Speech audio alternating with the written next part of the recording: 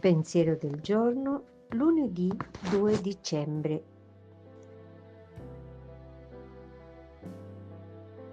Confidare in Dio.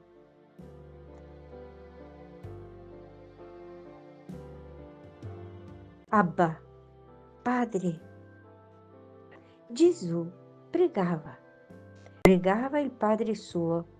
Per lui il Padre era Abba, cioè Babbo, al quale si rivolgeva con un tono di infinita fiducia e di immenso amore. Ma poiché era venuto sulla terra per noi, non gli bastava essere in questa condizione privilegiata di preghiera.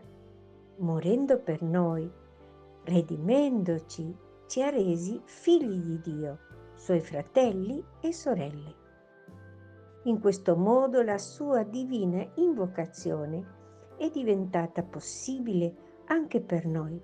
Abba, Padre, Padre, Padre mio, con tutto ciò che ne consegue. Certezza della sua protezione, sicurezza, abbandono cieco nel suo amore, consolazioni divine, forza, ardore che nasce nel cuore di chi è sicuro di essere amato.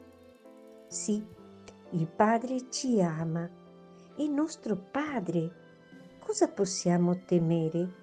Come non vedere nel disegno d'amore che Egli ha per ciascuno di noi e che si manifesta giorno dopo giorno, l'avventura più straordinaria a cui siamo stati chiamati? Chiara Lubick, Alla ricerca delle cose di lassù, editoriale Città Nuova. Parola di vita, dicembre 2024.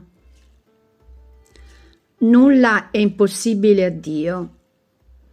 Dal Vangelo di Luca, capitolo 1, versetto 37.